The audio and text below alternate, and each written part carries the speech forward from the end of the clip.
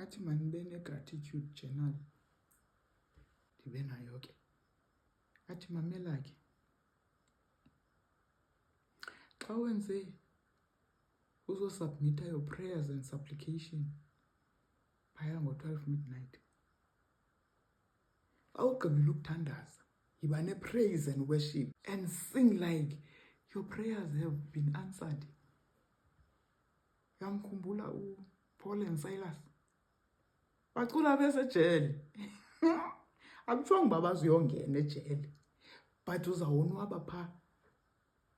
Ibisithi i-title yale session endingene kuyo for 7 days, rejoice in your suffering. Kwathiwa uyacula xa ugqiba kuthandaza, uqonda uba injalo yenzekile Nkosi, ndiyavuya, amen.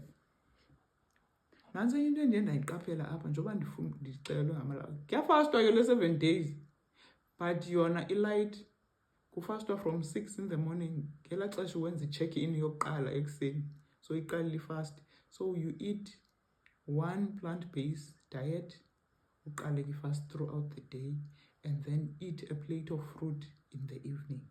Ufastwa kanjalo ke i-4 days, and then i-last 3 days akuzutyiwa. Next la 3 days iphele ke ifast. So ndiqaphele into yoba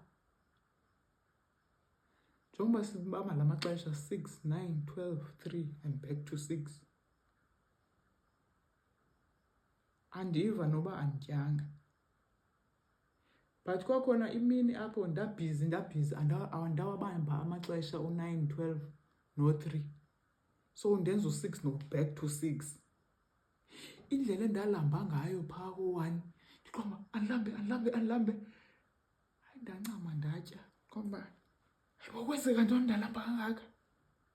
So ndixelele lo wayendi-invayithile apha kule group uba hayi mani, ndiqaphela le nto. Uthi injalo once ungawabambi la maxesha, enye isosi ye-energy la maxesha okuthandaza.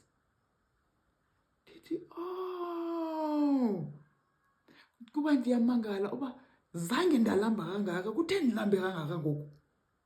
Uthi injalo ke, injalo. Qomba ukuthandaza is another source of energy. So if ukwenza every 3rd hour, you are checking in. Uxelela izulu, what have you been busy with? Uzawuqhubeka wenze ntoni? Yintoni eyangathi iprovoke to anger, fear, or what? What are you struggling with? Uyaripota throughout the day. Qomba ndiyibambile.